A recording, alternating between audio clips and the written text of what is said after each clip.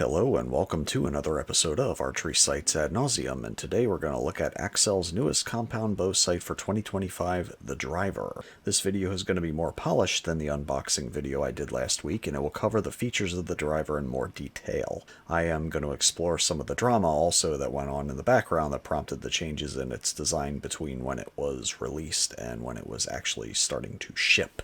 My videos tend to be a little longer than the typical YouTube review, and there are time codes in the description for anyone who wants to skip to a certain topic or skip over something that I'm covering that you're not interested in. If you want to pop in a set of earbuds and listen to it while you do something else, you are not going to miss anything.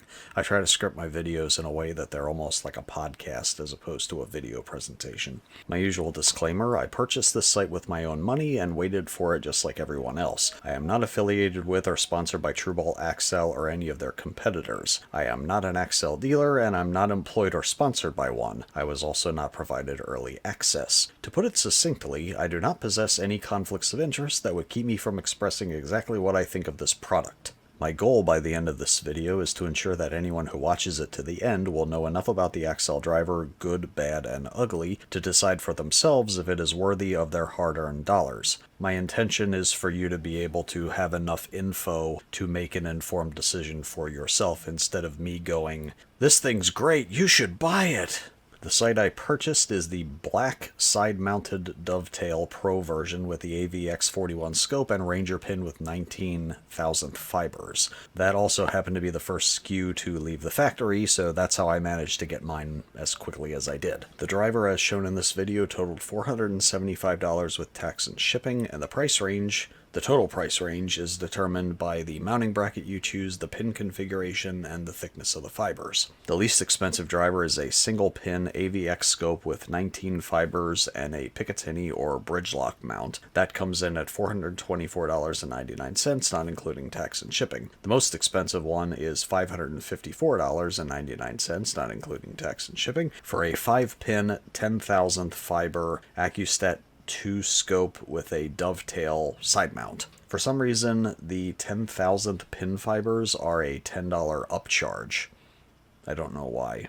So while its price range does not exceed other high-end sights like the Dialed Proof or the UV Slider, it still commands a hefty sum, and there are other companies that offer similar products at a lower price point while still being made in the United States. Among those are the HHA Nitrix and Spot Hog Boonie. Their time will come on this channel. That said, I have identified 3 things that make the Driver distinctive among those options. Unfortunately, one of them is not positive, and that segues into the drama. I don't know if everyone knows or follows the social media of archery product manufacturers, but there were some shenanigans that occurred between when the Driver was originally announced in November and when it started shipping in late January, and I'm going to summarize them here and then move on to the features. I know there are people who don't care about behind-the-scenes drama between companies, and if you are one of those people and don't want to hear about it, please skip to the timecode on the screen. I feel compelled to cover it on my channel because certain features of the site are designed the way they are because of the drama, and I think it's important to explore the why as much as the what.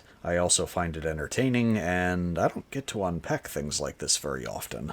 Also, Trueball Axcel has fully embraced the shotgun fallacy in their marketing, and it bothers me that they feel compelled to do so. This fallacy occurs when someone uses a large amount of irrelevant evidence to support their argument, or in this case, their product. If a promo video contains numbers, statistics, and claims that either do not hold up to scrutiny or are not relevant to real-world use, you are witnessing a shotgun fallacy. They're throwing a bunch of information and numbers at you in the hopes that you don't think about it too much. Trueball Axcel already have a good reputation, that they should not need to employ this, and I hope they see this rant and then stop doing it. I'll go over the specifics of that later in this video when I talk about the actual features that it pertains to. To summarize it as briefly as I can, at least 2 features Axcel was planning to include in the design of the Driver may have had patent applications submitted for them by one of their main competitors. Based on the changes they made, the features in question are the location or design of the micro Windage Adjustment knob and the design of the metal sight tape plates. Axcel basically tried to make their own version of a UV slider, and the features they wanted to borrow just happened to be patent pending.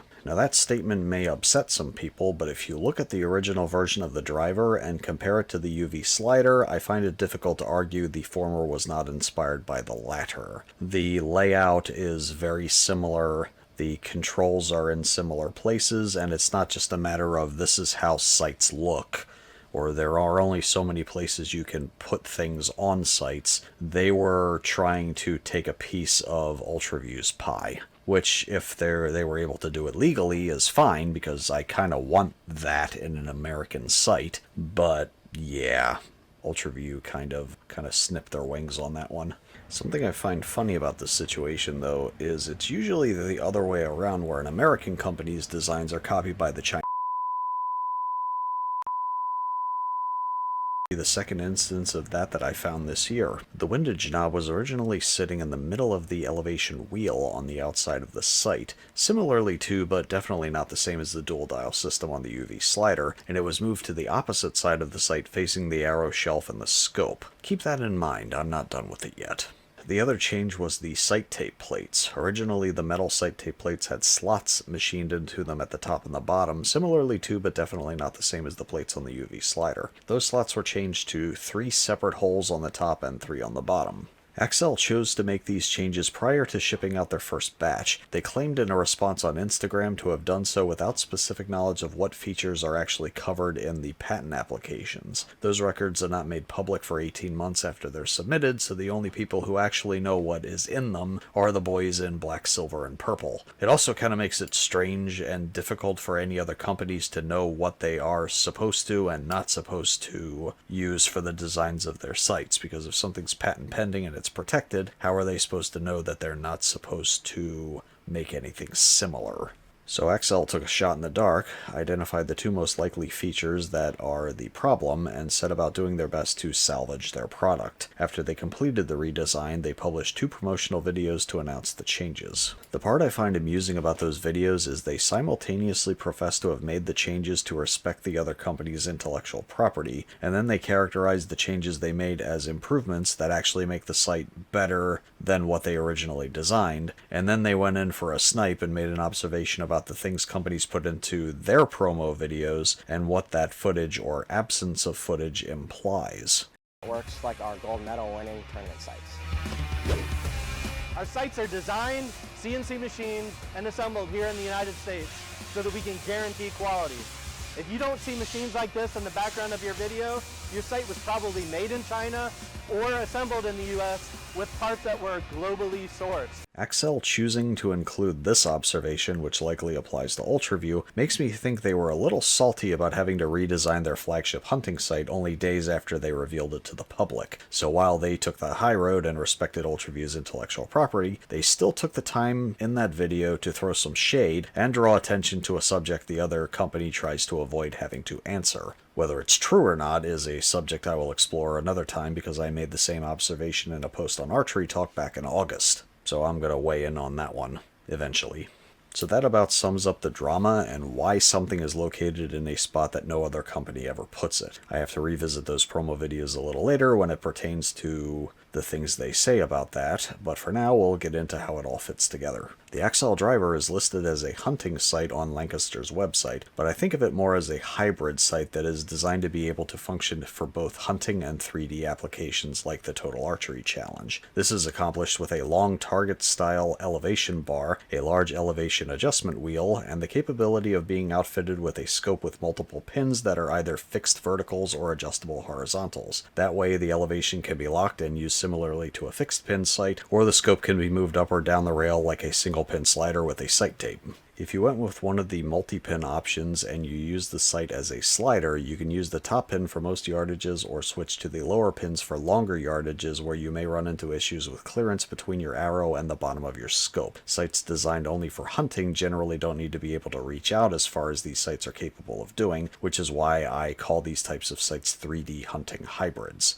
They're kind of overbuilt for hunting is what I'm getting at. The driver is available in 4 colors: Stealth Black, Tactical Green, Coyote Tan, and Stone Gray. Each color is available in a bridge lock dovetail bar, a Picatinny mount, or a side mount dovetail. The elevation bar stays black, and the scope mounting bracket and the wheel cover are the parts that change color. The riser bracket for the dovetail also stays black, and is the old style version that Axcel offers, and not the wedge lock with the spring-loaded ball bearing D10 to help with indexing. So they kind of went cheap on that feature, but you're not going to be, if it's a hunting sight, you're not going to be taking it on and off that often, as long as it fits into your bow case. Because you can also take this scope, you can still detach the scope as well. The scope's removable, but you need tools instead of just having a knob you can twist.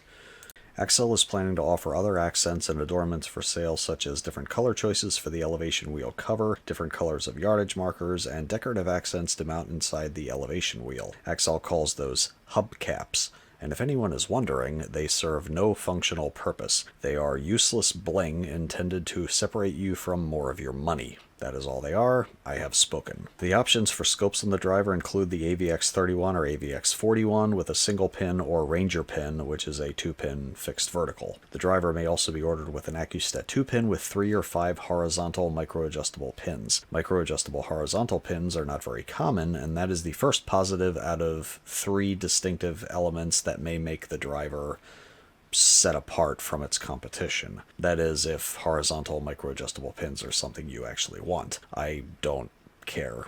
I don't use them. All the scope options can be ordered with all 19,000th or all 10,000th diameter fibers. I haven't been able to find a custom option to mix and match fiber thicknesses or colors. My Ranger pin has a green top and red second pin. The Accustat 2's 3-pin runs top to bottom, green, red, green, and the 5-pin has a green top, red second pin, yellow third pin, red 4th pin, and green 5th pin. And I don't know if you're able to call ahead or make some phone calls so you can change it to your preferences. Pin brightness is an important subject, especially when your sight doesn't come with a sight light. I can't speak for the Accustat, but the 19,000th Ranger pins are bright enough for any conditions I plan on using them, and the rheostat cover can be adjusted to turn them down if needed. It's hard to gauge how bright they are, so I'm going to provide some side-by-side comparisons of the 5 sites I keep referencing during this video that I plan on comparing their features and scoring. Someone asked if Axcel was going to offer the driver without a scope so they could mount an aftermarket scope of their choice. Their response was that the aftermarket scopes can be used with the driver, but there's currently no option to purchase the sight without a scope. Their reasoning is using aftermarket scopes would result in a loss of ergonomics from the shortened connections on the scope rod. Now, I'm fluent in marketing spin, and I have no idea what ergonomics has to do with mounting an aftermarket scope on an Axcel sight. Now, if I put on my thinking cap, the only things I can figure are if the Archery uses a scope with a rear sunshade, or the scope sticks out farther in the back, it might get in the way of accessing the Windage Adjustment knob. This is one of many reasons why no one puts them on the scope side. It could also limit your windage range if the aftermarket scope's pin is not in the same place laterally as the AVX or the Accustat. Also, the lack of independent first axis adjustment means the aftermarket scope is not usable if its bubble level is not leveled to the scope rod. So it's a pretty good bet that the Axcel scope is going to be machined in a way that you're not going to have that problem, and Axcel can't guarantee that the other companies are able to do the same. So those arguments are fairly valid as to why using an Axcel scope on an Axcel site may help you to avoid unnecessary headaches. The industry has a lot of variation in design tolerances, quality control standards, and just general fuckery that occurs when products are assembled. My other less compelling argument is that you can't buy the slider without a scope, and you might as well use it because you've already paid the money for it. The overall weight of the sight is going to vary by scope choice and mounting bracket, though most configurations come in at less than or a little more than 10 ounces. The changes made from the original version account for a weight savings of 1/10 of an ounce, so the weight of the driver is the second of 3 distinctive elements that could set it apart from its competition in a positive manner. My driver came in at 10.3. I'll fix that if that's wrong in post. This is future me editing this video, and I just wanted to make a correction that my sight, my Axcel Dovetail with AVX41 driver sight, came in at 9.8 ounces, not 10.3. and the other 5 sights that I keep mentioning throughout this video are all heavier by several ounces. The driver has both gang and micro-adjustable windage. Some sights who occupy the same niche have both, and some are just micro-adjust only. The UV slider and dialed proof are micro-adjust only, and the Spot-Hogg Booney and HHA Nitrix have gang and micro-adjust. Combined gang and micro systems tend to provide a wider range of lateral adjustment than sights with micro only, so I would rather have both on my sight. Axcel etches reference marks on just about everything on their sights that is capable of moving, so you can use those to make precise adjustments on the gang and micro adjustment systems. That is, provided you are able to orient yourself in a position where you can actually see them. Keep that in mind, I'm not done with it yet. The mounting options for the driver include 3 of the 4 options that everyone else offers: side mount, dovetail, Matthews bridge lock, and Picatinny mount. There is no option for a direct side mount like the Landslide or AccuTouch or other hunting sights that came before it, though it is available for purchase, but you'd have to shell out extra money for it. The dovetail bar is completely anodized aluminum, so it's one piece, instead of a carbon fiber bar capped with an aluminum mounting bracket. I don't know why they made the change. It could be to cut costs, or because carbon fiber is generally not made in the United States, unless it's a very specific specialty item like the riser on the PSE Mach series. You know, a lot of stuff is made overseas, so it's they either made it all aluminum so they could keep their manufacturing in-house, or so they didn't have to pay for it. Those are also available for separate purchase, the carbon bars. They're just really fucking expensive. The bridge-lock dovetail bar has an offset curve to place the body of the sight a little on the outside of the riser. This means the driver is not designed to sit directly in front of the riser like the Matthews UV slider or the dialed proof. Axcel did make efforts to ensure that the sight body is sitting in roughly the same location on all 3 mounting options, though I'm not entirely sure about the pick rail. This is why there is an offset curve in the bridge lock and there's an inset curve in the side mount dovetail. That's actually a smart move on their part because it's important when your sight does not have a huge windage adjustment range. The scope rod on the AccuStat 2 is shorter than the AVX 41 and 31, so that's going to limit your lateral adjustment range for the windage.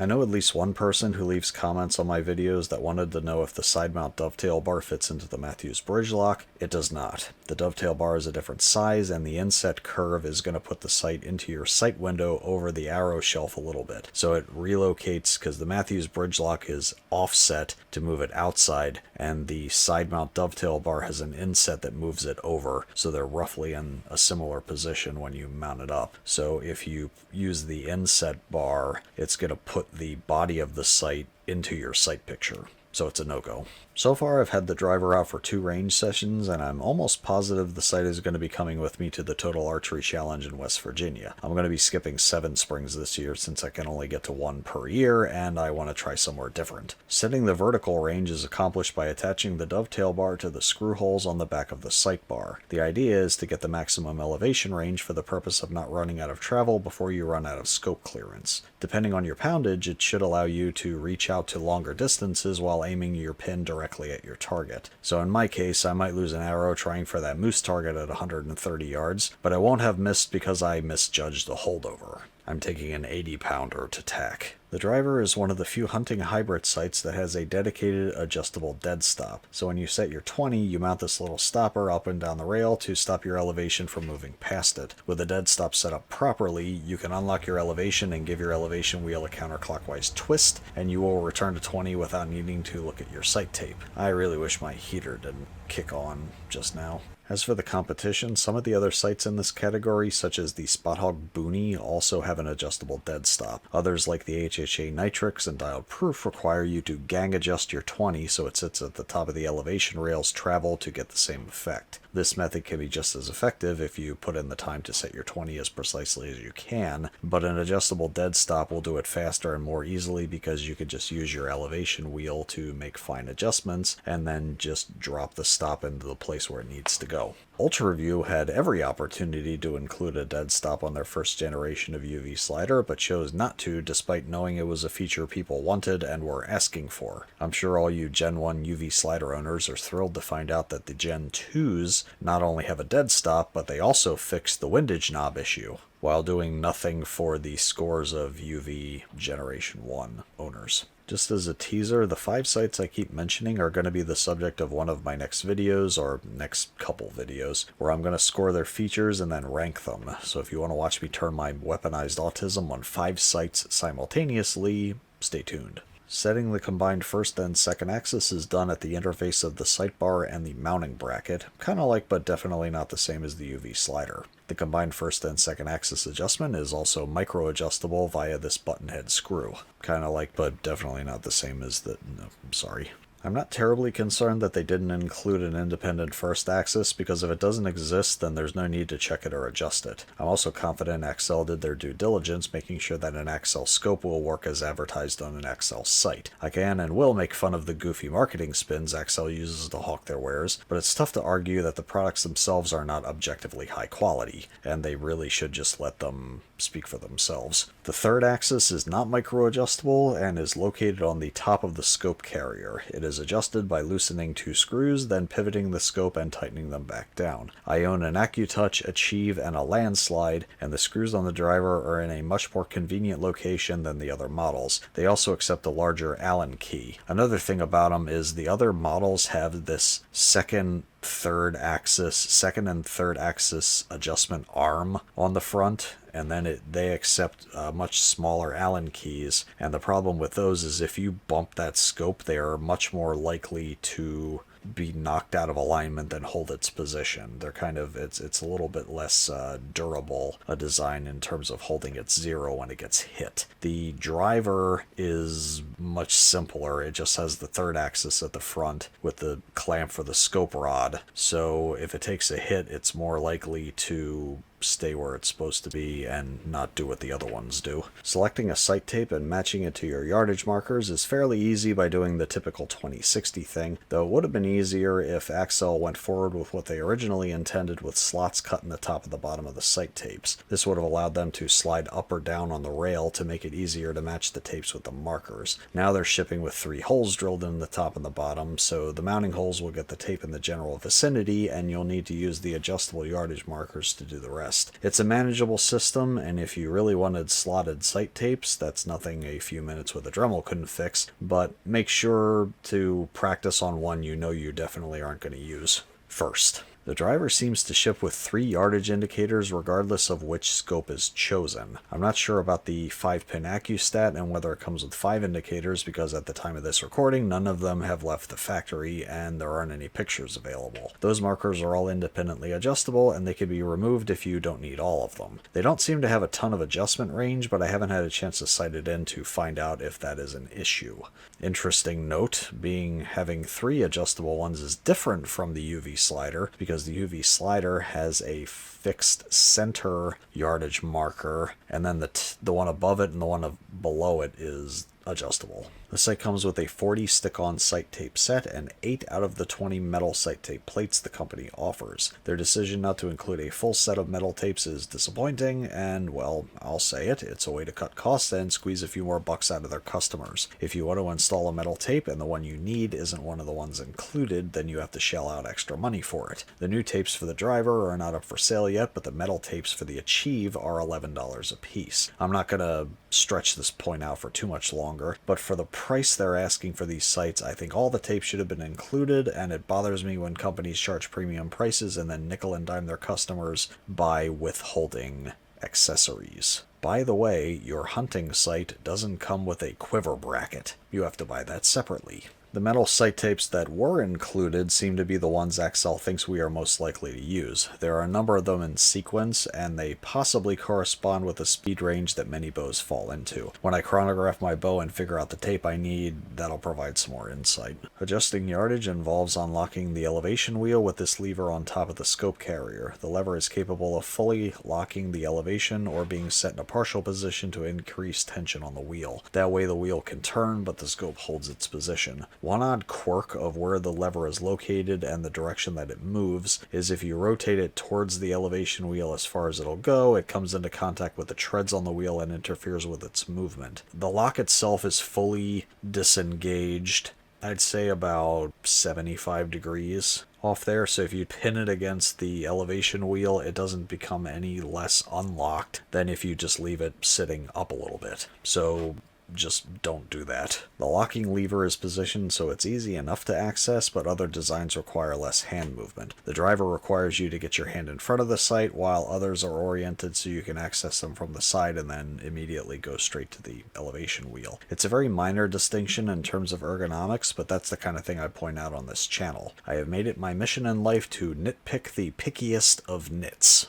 Something odd about the elevation wheel is it appears to be tensioned with springs pressing it out away from the center line of the sight body. I'm not sure if that's to maintain alignment with the toothed spring it travels along, or if it's meant to act as a shock absorber to protect the gearing in the event of an impact. Either way, the wheel has zero slop or backlash and is one of the smoothest out of the 5 other sights I've been referencing throughout the video. The smoothest one so far is the Proof, though I still have to open the Boonie. I hear that's a nice one, but I haven't handled yet because I wanted to do it on camera and try to capture the same magic as the unboxing video I did for the driver. Setting the gang windage on the driver is the same as every other Axcel sight. You insert the scope rod into the clamp, use the reference marks to move it as needed, and then lock it down with a single bolt. It's a pretty solid lockup system, so that's a plus. I saved this part for last because it's arguably the biggest flaw of the sight's design and the third distinctive element of the driver. I'm referring to the micro-adjust knob for the windage being located on the arrow shelf side of the sight body. I already talked about why it's located where it is, so we know this is not where they were planning on putting it. There was also nowhere else they could have put it without having to redesign the entire sight. This seems to have been the solution that required the fewest parts to be machined, and the best they could do given the situation they inadvertently stumbled into. They dug themselves into a hole, and this was the best they could do to dig themselves out without having to waste a ton of already machined parts. Again, this was done to avoid being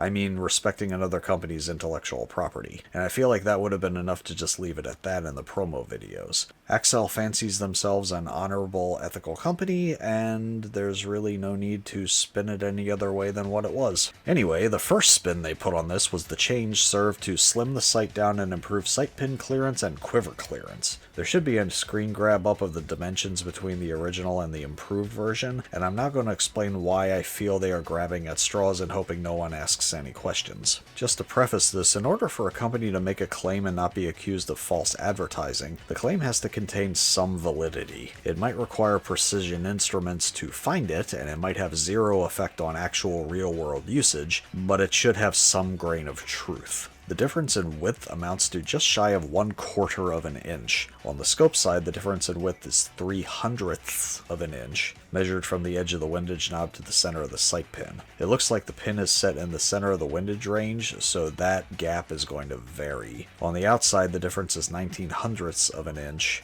from where it sticks out further to where it's recessed into the elevation wheel. The idea I think they're trying for is the part of the windage assembly on the original version was sticking out further than the updated one by the equivalent of the thickness of a credit card, and by making the change, it is less likely to be seen in your sight picture. Like I said, there's a measurable difference, but probably no difference in actual usage because all of our windages are going to be different. Most bows sight in with the sight housing outside of the arrow, so there's little chance of it ever being in your sight picture at all to begin with. There's a part in the promo video showing the difference in how far the windage knob sticks out, and they're claiming the updated version was recessed so it doesn't obstruct your sight picture. At first, I thought they were referring to the sight picture on the scope side, but there's nothing poking out of the left side of the riser. In fact, in both versions, the updated and the original, nothing is sticking out past the edge of the riser. The orientation of the sight body being outside and not directly in front of it precludes that you're not going to be able to see either the little spoke that was on the original or the windage adjustment knob on the newer one. Oh no, they're actually saying your sight picture is improved on the opposite side of the bow as your sight. I suppose they're technically correct, but as far as what difference that makes, I got nothing. They're actually saying because the original windage knob, which was on the outside of the riser, was sticking out further, and now it's more recessed into there because it's capped on that side, that your sight picture is better on the side that you wouldn't be looking at when you're aiming at something. So they talk about, so that was the sight clearance. Now quiver clearance is an odd angle to take because I don't know of any quivers that actually stick out in front of the riser, let alone far enough to interfere with the controls on the sight. I mean, what exactly am I missing here? If anyone knows how these ideas fit together, please let me know in the comments. If there are quivers that stick out in front of the riser, and I don't mean a quivalizer, then that creates other problems. If there are arrows encroaching on the windage knob, then they would also be in the way of accessing the elevation wheel. So I don't know what they were trying to spin or what they were trying to say with saying that recessing the windage knob and by moving it on the opposite side of the sight is going to make it easier to mount a quiver or access the sight. It couldn't even be recessing that would make it easier to access the other controls because you still have to reach around your quiver. So if they were going for that angle, it would actually have to stick out farther. So I don't know. I don't get it. I'm missing something here. I know I'm overthinking it, but I seem to be missing something. I don't know what they were trying to do with that. In fact, I don't think I'm supposed to be thinking about any of this stuff. It's really J.J. Abrams style marketing. You throw a bunch of nonsense on the screen and quickly move to the next thing before anyone asks any questions about what they're looking at. Anyway, my brain hurts and I still have one more spin to cover. The second spin is that the knob was moved from the inside of the elevation wheel in order to separate an adjustment that is not used frequently from one that is used constantly. This is intended to enhance the overall user-friendly experience. Once again, I'm probably not supposed to be thinking about this, but if they actually thought that was true and that was a better setup, then why was the windage knob going to be situated inside the elevation wheel until they found out about the patent applications? On top of that, both versions have a lock for the windage knob, so you could just lock it when you're done using it. I know the answer. They're trying to come up with a spin so that they don't have to admit that they're wrong, even though they already admitted that they did something wrong by trying to copy features that were patent pending. See, I don't think they don't need to do this. They could just be honest with their customers. I think their customers would have forgiven them for trying to fix a site or make adjustments to a site because you didn't know that there were patent applications on certain features because the patent applications aren't posted to the public for 18 months. There's a lot of angles you can go, and you don't need to spin this bullshit to make it seem like this was better all along. Well, if getting it out of the way was the goal all along, they did succeed. It is now so out of the way that it is more awkward to use than every other one of its competitors. It's like putting an appliance you only use once or twice a year in a closet and then nailing the door shut. You can still get to it if you really need to, but you've created an unnecessary inconvenience for yourself. I was going to make a joke about putting that appliance on a top shelf and then throwing out your step stool, but only people who are of my vertical stature would probably find that funny. Most, if not all other sites, put the windage adjustment knob on the outside of the bow so the archer can reach it with his release hand because the release hand is not already holding something else, i.e. the bow. That is an example of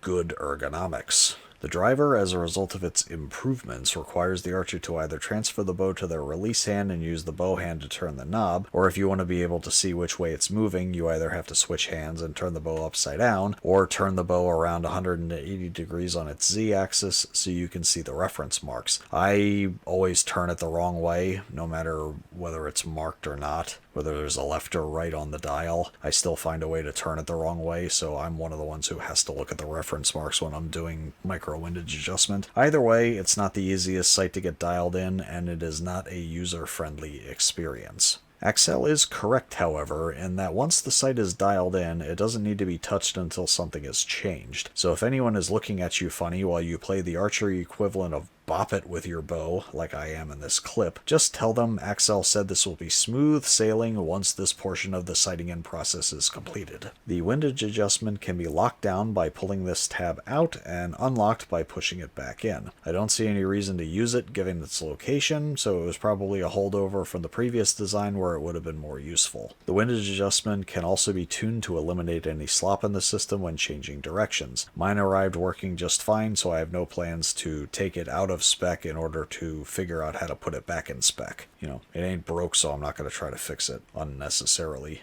The driver, similarly to all Axcel and Trueball products, are made in the United States. That is always a thumbs up in my book, and I am more prone to recommend companies that do that. Axcel sights are covered under a limited lifetime warranty that is not transferable and requires a sales receipt to utilize. It also is laid out in a way where Axcel can choose not to complete a repair for free if they decide it is not a manufacturing defect and is the result of normal wear and tear. If that happens, they'll fix it, but it'll cost you. So the warranty consists of the minimum they would need to offer to still be able to say they offer a lifetime warranty. It is, I would call it, conditional with many questions asked. The screws used to assemble the driver are high quality and look to be black-coated stainless steel. The heads of the bolts were snug in my Allen keys with no play. Some of the hardware for certain adjustments, such as the third axis, consist of larger bolts than previous models, which is good because then they don't strip out as easily and you can torque them harder. The tape indicator pins are green on the driver. Initially they were red, and at some point Axcel changed them to green. So I wasn't losing my mind in the unboxing video when they thought they were supposed to be red, because they were red in the original video. Usually Axcel's hunting sights have green accents though, so that's probably why they changed them. The dead stop for the driver is anodized red, and I think it looks out of place. The indicator pins are now green, and there's nothing else on the sight that is red except for the dead stop. So I think that should have been made the same green as the indicator pins, or just anodized black so that it blends into the sight rail. The body of the sight and the dovetail bar are anodized aluminum. I still prefer this finish over Cerakote.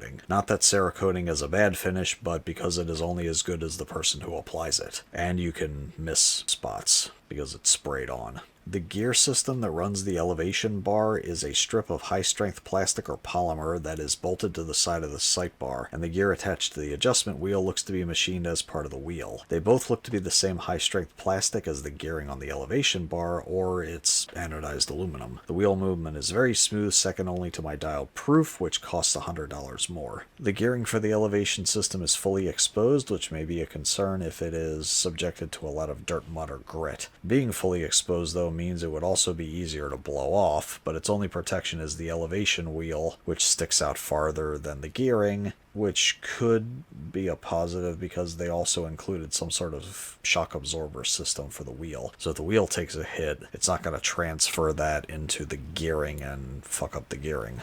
The dovetail bar on the driver I received came out of the box with scratches on the top and the bottom near where it flares out to connect to the sight bar. This is very uncharacteristic of Axcel's quality control, and I can only assume the pace they're working to get these out was a factor. I don't mind scratches if I buy something secondhand or if I'm the one to put them there, but they're not supposed to show up pre-scratched from the factory. I'm not going to send it back, but that's annoying. With the exception of the location of the windage knob and the lingering thought in my head that this is a tainted design, despite everything I've said about it, the Axcel Driver is still a good sight, and I do like it. I think it could have been great if they just released it the way they originally intended, but that's life. It is less expensive than some of its competitors like the UV slider and the dialed proof, while being more expensive than other offerings like the Spot Hog Boonie and the HHA Nitrix. Each of those sights have similar features as well as features that are unique to them. The gap between the least expensive model and the most expensive model between those five is roughly $300. What makes one a better value than another? I'm going to try and answer that in a future video. It's going to come down to what features do you like and what control layout you prefer, and then just weighing them all out together.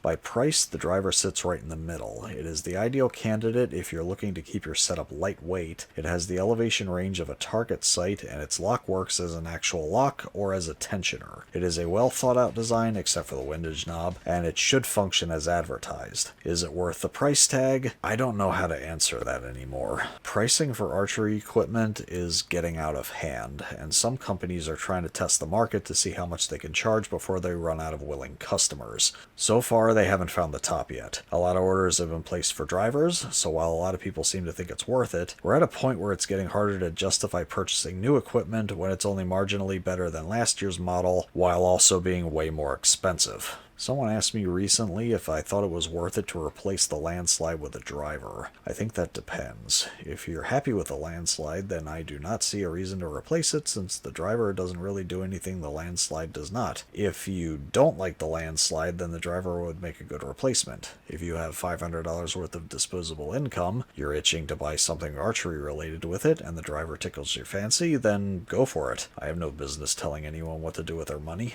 The main differences between the landslide and the driver are the wheel is larger on the driver, and some people like that. The wheel on the driver, I think it's like a half turn to cover the entire range of motion, whereas the landslide, you have to twist it a couple of times, but the landslide also has the rapid travel, so you can push it in and then slide it up or down. And then the only other difference is the sight tape plates with the driver are offered they provide yardages past 100 yards. So as usual, I have to give my signature non-committal answer when I say it's a good product, but it doesn't really do anything that cannot be done by another site that is less expensive, and that's all I have to say about that. Thank you for watching. Hopefully I've laid everything out so anyone who's considering the site will have a good understanding of the good, bad, and ugly of it. If there's anything I may have missed, or if you have any questions or constructive feedback, please leave them in the comments. I do read and respond to all of them, or I try to, anyway. If you're interested in supporting my work on this channel, please consider buying a holster, sending me a super thanks, or just letting people know that I exist. I appreciate every bit of support, and until next time, take care, stay safe, and happy hunting. To a speed range that most but the high-strength plastic as the gearing. Oh, okay. I see what I'm trying to say. If you have $500 worth of disposable income. Also, Trueball Axcel has fully embraced the shotgun fallacy in their marketing, and it bothers me that they feel compelled to do so. This fallacy occurs when someone uses a large amount of irrelevant evidence to support their argument.